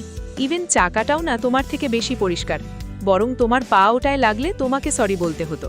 যেহেতু লাগেনি, ইউ শুড বি গ্রেটফুল। মামলা ডিসমিস, আসামি খালাস। নুহাসের মুখ হাঁ হয়ে গেল।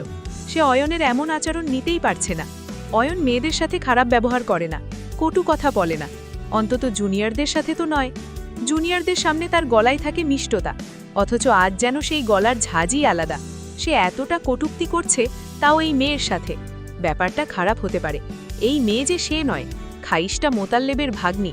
ফলে নুহাসের গলা শুকিয়ে এলো। থামাতে চাইল অয়নকে। তখনই প্রাপ্তি বলে উঠল, আমি স্টুডেন্ট ওয়েলফেয়ারে কমপ্লেইন করব আপনার নামে। অ্যাজ ইউ উইশ, দায়সারা উত্তর দিল। অয়নের দেখে ভেতরে ভয়েরা ব্যথা সৃষ্টি করল। তাড়াতাড়ি অয়নকে টেনে নিয়ে ফিসফিসিয়ে বলল, বাদ দে ভাই, এই মেয়ের সাথে লাগিস না। কেন, ও কি প্রেসিডেন্টের মেয়ে নাকি? আজাইরা বলেই নুহাসের হাত ছাড়িয়ে নিল। তারপর শীষ বাজাতে বাজাতে চলে গেল। প্রাপ্তি স্থির নয়নে তাকিয়ে রইল। রাগে অপমানে তার একরোখা বক্ষস্থল কাঁপছে, ব্রহ্মতালু জ্বলছে রীতিমতো। ধীরে ধীরে অপছন্দের শীর্ষ পর্যায়ে চলে যাচ্ছে এই পুরুষটি। নুহাস তাকে বোঝানোর জন্য এগিয়ে আসতেই সে একটা ভয়ানক কাজ করল। ঝড়ের গতিতে অয়নের বাইকের চাকার মধ্যে নিজের গায়ের সর্বোচ্চ শক্তিতে কলম ঢুকিয়ে দিল। বিকট শব্দ হলো, টায়ার ফেটে যাওয়ার। অয়ন পিছনে তাকালো শব্দ শুনে। স্তব্ধ হয়ে গেল তার চোখ। অথচ প্রাপ্তি নির্বিকার, সে হনহন করে তার পাশ কাটিয়ে হেঁটে চলে গেল। এদিকে নুহাস আয়াতুল কুরসি পরে বুকে ফু দিল। কেন জানে মনে হলো সাংঘাতিক কিছু হবে। অয়নের চোয়াল শক্ত হয়ে গেল। সে কিছু বলতে গেলে নুহাস আটকাল, বলল, দোস্ত লেট হচ্ছে, চল। অয়নের তীক্ষ্ণ দৃষ্টি প্রাপ্তি যাওয়ার পানি নিবদ্ধ রইল। মোতাল্লেব সাহেব বোর্ডের সামনে পড়াচ্ছেন। ক্লাসের প্রথম সামনের দরজাটি বন্ধ। তিনি সময় নিয়ে প্রচণ্ড কড়া। 5 মিনিট দেরি হলে তার ক্লাসে তিনি ঢুকতে দেন না। কিন্তু আজ সেই সময়টাও দেননি। বন্ধ করে দিয়েছেন দরজা। কিন্তু পেছনের দরজাটি খোলা। নুহাস ফিসফিসিয়ে বলল, ব্যাটা ঠিক আটকে দিল। ইস, মাত্র 3 মিনিট, অ্যাটেন্ডেন্স গেল রে। পেছনের দরজা খোলা তো, তাতে কি, ধরা পড়লে রক্ষা হবে না। ধরা পড়লেই না বলেই অয়ন পেছনের দরজা দিয়ে নিঃশব্দে পায়ে ঢোকার চিন্তা করল। তার দেখা দেখি নুহাসও তাকে অনুসরণ করল। মোতালেব সাহেব তখন বোর্ডের দিকে তাকিয়ে কিছু লিখছিলেন। লেখা শেষে ছাত্রদের দিকে তাকাতেই লক্ষ্য করলেন চোরের মতো ক্লাসে প্রবেশ করছে অয়ন এবং নুহাস। সাথে সাথেই তিনি চটে উঠলেন, হে ইউ, কি করছো তোমরা? মোতাল্লেব সাহেবের কণ্ঠ শুনতেই মাথা নত করে দাঁড়িয়ে পড়ল দুজন। ভয়ে বুক কাঁপছে নুহাসের। মোতাল্লেব সাহেবের চোয়াল কঠিন হয়ে গেল অয়নকে দেখে। ছেলেটি তার চক্ষু শুল, পায়ের ঘটনা এখনও ভুলতে পারেননি। আফসোসের ব্যাপার, ভার্সিটির বাইরের ঘটনায় ভার্সিটির ভেতরে কাউকে শাস্তি দেওয়া যায় না। এটা শিক্ষক নৈতিকতার সাথে যায় না। ফলে তিনি তককে তককে আছেন কখন অয়নকে শায়েস্তা করা যায়। যেমন এখন অয়ন মাথা নত করে দাঁড়িয়ে আছে। সেমিস্টার কেবল শুরু, কিন্তু তার ইতিমধ্যে 2টো ক্লাস মিস হয়ে গেছে। মোতাল্লেব সাহেব রাগী গণ্ডে হিংকার ছাড়লেন, কে পারমিশনে রুমে প্রবেশ করছো তুমি? এটা তোমার ঘরের ডাইনিং রুম? যখন খুশি ঢুকে পড়বে। এটা আমার ক্লাস, আমার পারমিশন বাদে এই ক্লাসে আমি থাকাকালীন প্রধানমন্ত্রীরও ঢোকার এখতিয়ার নেই। কি ভাবো নিজেকে? আর কটা বাজে? আমার ক্লাসে 1 মিনিট লেট হলে আসার প্রয়োজনীয়তা নেই, এটা তো অজানা নয়। নুহাস বলল, সরি স্যার, আর হবে না। আসলে একটা দুর্ঘটনা হয়ে গিয়েছিল, তাই দেরি হয়ে গেছে। ও, মহাশয় কি আবার কারুর পা ভেঙেছেন? না sir, no excuse, get out from my class, you are late. তখনই অয়ন বলে উঠল, স্যার আমরা জাস্ট 3 মিনিট লেট, একটু কনসিডার করা যায় না? অয়নের নির্লিপ্ত কথাটা মোতাল্লেবের টকবগে মেজাজে ঘি ঢালল যেন। প্রচণ্ড ক্রোধ মিশ্রিত স্বরে বলল, একে দেরি করে ঢুকে মুখে মুখে তর্ক করছো? নুহাসের আক্কেল গুরুম হবার জোগাড় হলো। অয়নের আজ হলো কি? প্রথমে প্রাপ্তির সাথে বাঁধালো, এখন তার মামার সাথে। আজ শুধু এদের সাথে ঝগড়া লাগানোর তালেই আছে যেন। নুহাস পাশ থেকে চিমটি কাটল থামানোর জন্য, কিন্তু অয়নের থামার নাম নেই। অয়ন নির্লিপ্ত স্বরে বলল, স্যার আমরা তো আপনাকে ডিস্টার্ব করছি না, আপনি যেন ডিস্টার্ব না হন সেজন্য পেছনের দরজা দিয়ে ঢুকছিলাম। আপনি আমাকে অপছন্দ করতেই পারেন, তাই বলে এভাবে রোষ দেখাবেন? অয়নের কথায় ক্লাসের শান্ত পরিবেশ গমগমে হয়ে গেল। কানাঘুষি শুরু হলো। দাউ দাউ করে জ্বলতে লাগলো মোতাল্লেব সাহেবের। রাশ ভারী স্বরে বললেন, out, gate out from my class. শুধু তাই নয়, আমার ক্লাসের কোনো অ্যাটেন্ডেন্স পাবে না তুমি। পরীক্ষা কি করে দাও আমি দেখে ছাড়ব। নুহাস অনুনয় করে বলল, স্যার আমাদের একটু সুযোগ দেন। No means no, get out from my class, নয়তো অয়ন শিকদারের সাথে তোমাকেও অ্যাটেন্ডেন্সে 0 দেব। এই আবরার, পেছনের গেটটা আটকে দেও তো। মোতালেবের হুঙ্কারে একেবারে চুপসে গেল নুহাস। নতমস্তকে বেরিয়ে পড়ল অয়ন এবং নুহাস। সিয়ার আবরার উঠে দরজা লাগিয়ে দিল। অয়নের মুখখানা শক্ত হয়ে আছে। মোতালেবের কোর্স মোট 2টো সাবজেক্টে অ্যাটেন্ডেন্স 0, অর্থাৎ এবার 2টো সাবজেক্টের পরীক্ষায় বসতে পারবে না, যার অর্থ ফেল। মোতালেব যে তার পা ভাঙার শোধ নিল তাতে কোনো সন্দেহ নেই। নুহাস চোখ মুখ খিঁচিয়ে বলল, তোর কি মাথাটাতে খারাপ হয়ে গেছে? একটু সরি বললেই তো সব মিটমাট হয়ে যেত। সকাল থেকেই দেখছি অহেতুক ঝগড়া করছিস, সমস্যা কি? সমস্যা তো এখন হবে, অয়ন ঠান্ডা গলায় বলল। নুহাস চমকি শুধালো, কি করবি তুই?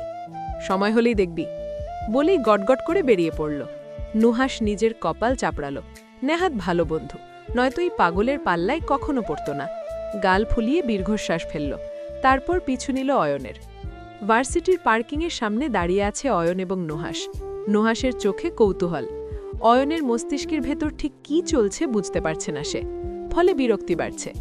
এত সাসপেন্স তৈরি করার কি আছে বুঝতে পারছে না। অয়ন আশপাশ দেখল। প্রশাসনিকের ঠিক পাশেই পার্কিং। এই পার্কিংয়ে রয়েছে মোতালেবের ৩৫ বছর পুরানো মোটরসাইকেল, তার শিক্ষক জীবনের সূচনার সময়ের মোটরসাইকেল। ব্যাটা এখনও বদলায়নি, নিজের প্রাণপ্রিয় স্ত্রীর থেকেও বেশি স্নেহের এই মোটরসাইকেল। কারণ চাকরির শুরুর জীবনের টাকা জমিয়ে জমিয়ে কেনা। তখন তার বেতন কত ছিল? মাত্র ৮০০ টাকা। কতটা কষ্ট করে টাকা জমিয়েছে কেবল সেই জানে। তাই তো এখন লাখের উপর ইনকাম হওয়া সত্ত্বেও তার এই আদিম যুগের যান পরিত্যাগ করা হয়নি। সৃষ্টির উষালগ্ন থেকে এই মোটরসাইকেলটার যাত্রার সাথী। তার মোটরসাইকেলের একটি নামও আছে, যা ছাত্রছাত্রীরা দিয়েছে, লালবানু। কারণ এই মোটরসাইকেলের রং লাল।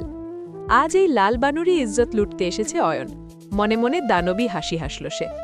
নুহাস ব্যাপারটা আজ করতে পেরেই বাধা দিল। ভাই, এমন কিছু ভুলেও করিস না, এখানে সিসিটিভি ক্যামেরা আছে। উপর থেকে এটা মোতালেবের লালবানু, মোতালেবের লালবানু।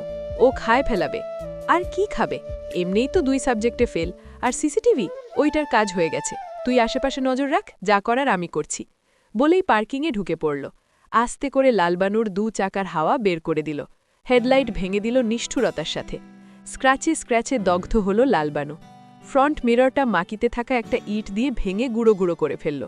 বাম্পারটা ইট দিয়ে এবড়ো-খেবড়ো করে ফেলল। ভাগ্যিস এখন ব্যস্ত সময়, সবাই ক্লাসে ব্যস্ত। এই সময়টা এই জায়গা থাকে নীরব, জনশূন্য। নুহার শুধু দোয়া পড়ছিল, আর অয়ন নিজের রাগ কমাচ্ছিল। রাগ কমে যেতেই থেমে গেল অয়ন। অতঃপর হাসতে হাসতে পার্কিং থেকে বেরিয়ে ক্যান্টিনের দিকেই যাবার জন্যে পা বাড়াল। ঠিক তখনই পথে ধাক্কা খেল প্রাপ্তির সাথে। প্রাপ্তিকে দেখার সাথে সাথেই নুহাস কেঁপে উঠল। ভয়ে বুকের স্পন্দন বেড়ে গেল। অয়নের মুখ হাসি মিলিয়ে গেল। প্রাপ্তির সূক্ষ্ম নজর তার উপর। নুহাস পাশ থেকে বলল, অয়ন, ধরা পড়ে গেলাম নাকি? অয়ন নিজেকে সামলে নির্লিপ্ত ভাবলেশহীন চিত্তে শুধাল, কি হয়েছে? প্রাপ্তি হাত ঘষতে ঘষতে একবার পার্কিংয়ের ভেতর উকি দিয়ে দেখার চেষ্টা করল। অয়ন ঠিক তখনই তার ঠিক সামনে ঢালের মতো দাঁড়ালো। ঝাঁঝালো স্বরে শুধালো, কি হয়েছে? দেখে চলতে পারো না? আর এখানেই কি করো? আমি উদ্ভট শব্দ শুনলাম। কি করছিলেন আপনারা পার্কিংয়ে? মাটি কাটতেছিলাম। এখন কি তোমাকে কৈফিয়ত দিতে হবে, নাকি আমি কোথায় কি করছিলাম? নাকি পার্কিংয়ে গেছি বলেও তুমি কমপ্লেন করবে? গো অন, যাও কমপ্লেন করো। আমার বাইকের চাকা ফাটিয়ে শান্তি হয়নি না? অয়নের নির্লিপ্ততায় গলা শুকিয়ে গেল নুহাসের। বুকের স্পন্দন বেড়ে গেল 1000 গুণ। নুহাস অয়নের হাত টেনে চুপ করার ইশারা করল। প্রাপ্তি কিছু বলতে যাবার আগেই পেছন থেকে রাইসার কণ্ঠ কানে আসলো। সে এখন ব্যাংকে যাবে, কোর্সের রেজিস্ট্রেশনের জন্য। ক্লাস হবে না এখন, তাই এখনই রেজিস্ট্রেশনটা করে ফেলতে হবে। ফলে কথা বাড়ানোর সুযোগ পেল না। এদিকে নুহাস পাশ থেকে বলেই যাচ্ছে, বাপ থাম, থাইমা যা। প্রাপ্তি কিছু বলল না। প্রখর দৃষ্টিবর্ষণের পর চলে গেল রাইসার সাথে। অয়ন এবার নুহাসের উপর থেপে গেল। কি হয়েছে? বারবার চিমটি মারতেছিলি কেন?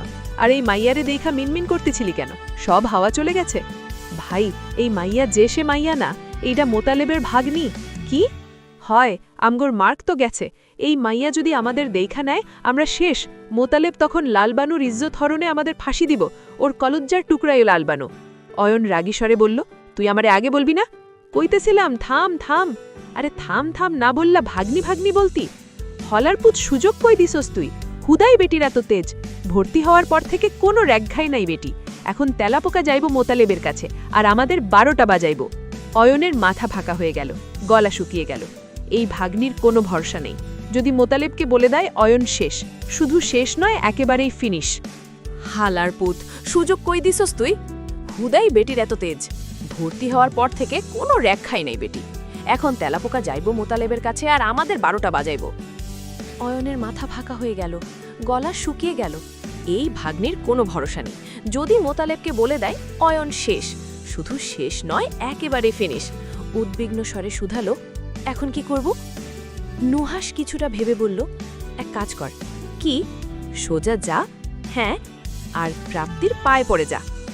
অয়ন চোখ মুখ কুচকে বলল, তোকে আমি ছাদ থেকে ফেলাই দিব কিন্তু। এমনেও মনে হচ্ছে তুমি বাঁচায় রাখিছো। লালবানুর ইজ্জত লুটছি, আমার মৃত্যু কনফার্ম। অফ যা গাধা। বলেই চিন্তা করতে লাগলো অয়ন।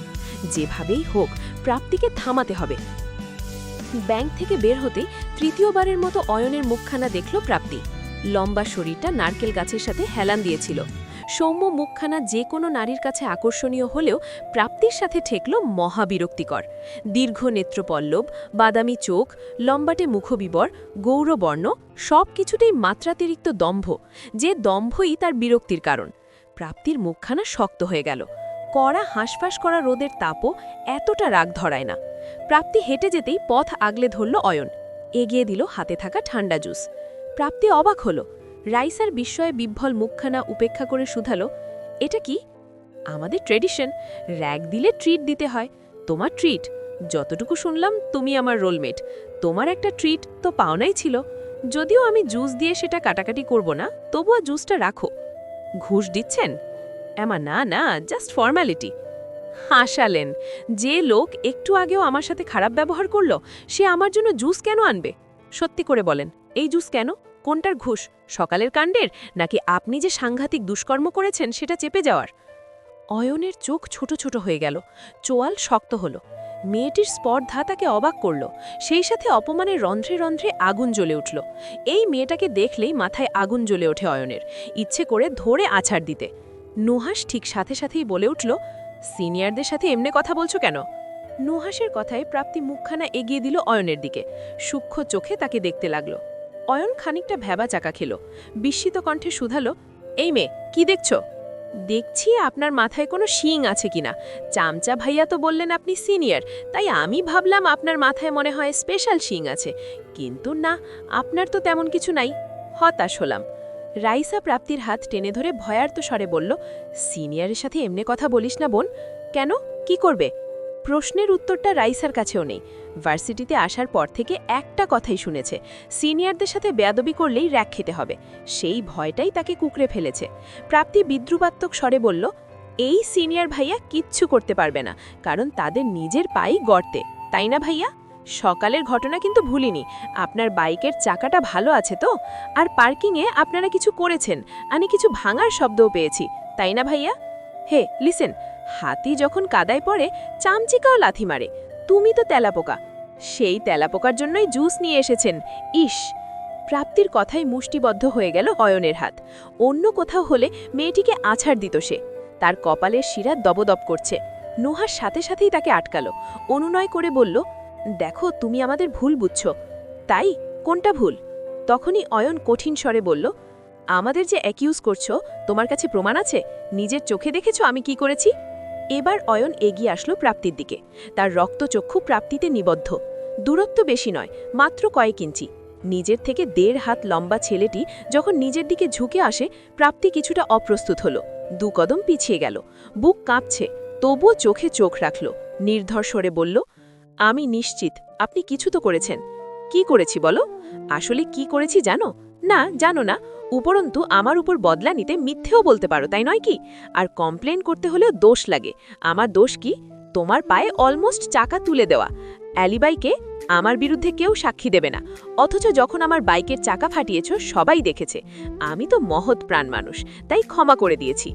প্রাপ্তির ভ্রু কুঞ্চিত হল, নাকের পাটা ফুলে উঠল রাগ দমানোর কারণে। অয়ন আরেকটু কাছে আসলো, তার উষ্ণ নিঃশ্বাস ছুঁয়ে গেল প্রাপ্তির মুখবিবরে। শীতল স্বরে বলল, নাও জুসটা খাও, মাথা ঠান্ডা করো। আসি জুনিয়র, মামলা ডিসমিস, আসামি খালাস। বলেই ফিচেল হাসল অয়ন।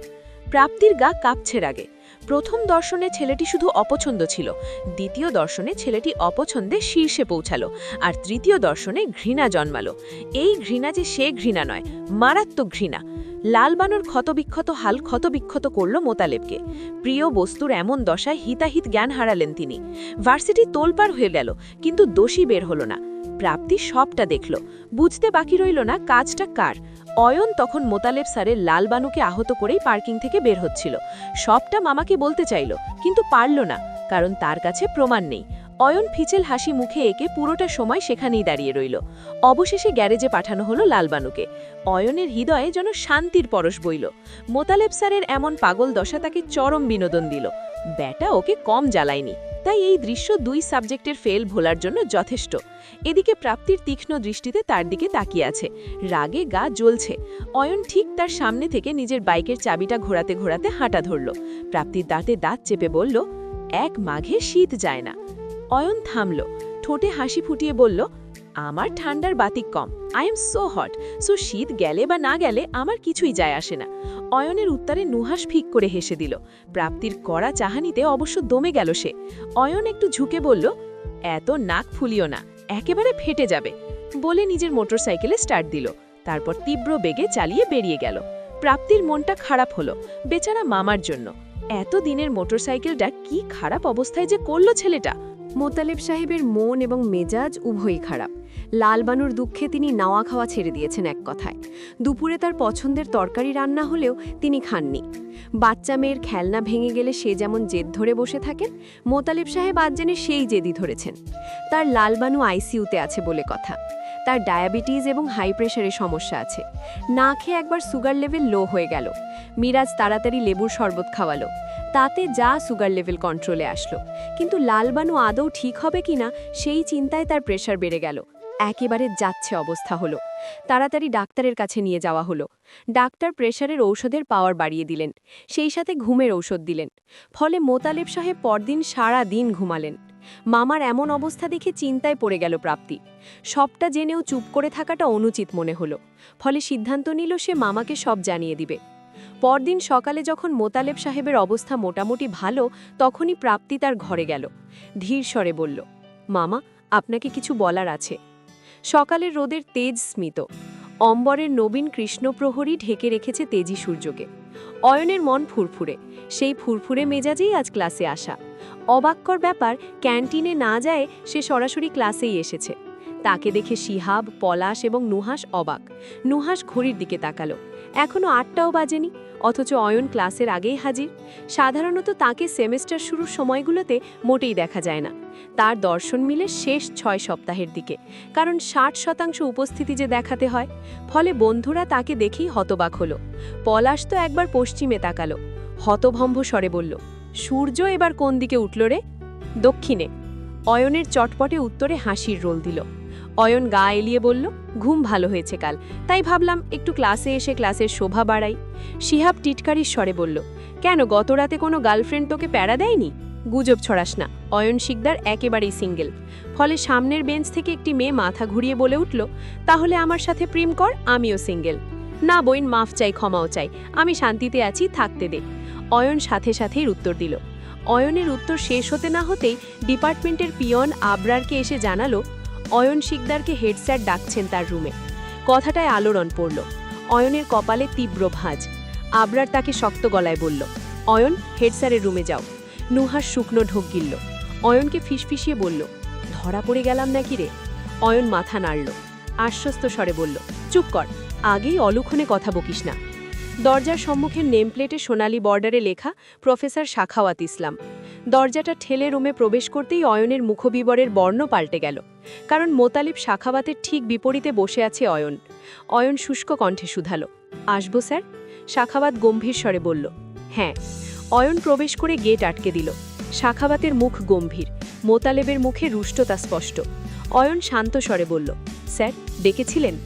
হ্যাঁ, তোমার নামে কমপ্লেন এসেছে, মারাত্মক কমপ্লেন, এবং এই অভিযোগটা এনেছেন আমাদের মোতালেব স্যার। উনি এই ডিপার্টমেন্টের সিনিয়র টিচার, সুতরাং উনি হেলাফেলা করে তো কমপ্লেন আনবেন না। তুমি কি জানো তোমার অভিযোগ? অয়নের বুঝতে বাকি রইল না ভাগ্নি মামাকে সব বলে দিয়েছে। অয়ন শান্ত রইল, খুব নির্লিপ্ত স্বরে বলল, না স্যার, আমি জানি না। তুমি মোতালেব স্যারের মোটরসাইকেল ভেঙেছ? Front mirror, back headlight, tyre ছিঁড়ে ফেলা, এগুলো কি করেছো তুমি? অয়ন একবার মোতালেবের দিকে তাকালো হতবাক নয়নে, যেন এই কথাগুলো প্রথমবার শুনছে। অয়ন নাটক চালিয়ে বিস্মিত হবার ভান করে বলল, না স্যার, আমি এমন কিছুই করিনি। কিন্তু মোতালেব স্যার যে বলছেন তুমি করেছ, ওনার কাছে সাক্ষী আছে। বলেই পিয়নকে দিয়ে প্রাপ্তিকে ভেতরে ডাকা হলো। প্রাপ্তিকে দেখতেই অয়নের কপালের ভাঁজ প্রগাঢ়, তীব্র ঘৃণা জন্মালো অয়নের। তার শানিত দৃষ্টি সম্পূর্ণ উপেক্ষা করল প্রাপ্তি। তার দৃষ্টি শীতল। প্রাপ্তির মুখবিবর দেখেও অয়ন অনর্স্বরে বলল, আমি কিছু করিনি স্যার। শাখাওয়াত তাকে হাত দিয়ে ইশারা করল থামার জন্য। তারপর প্রাপ্তিকে শুধালো, তোমার কি বলার আছে বলো। স্যার, আমি অয়ন ভাইয়াকে পার্কিং থেকে বের হতে দেখেছি গতকাল সকালে।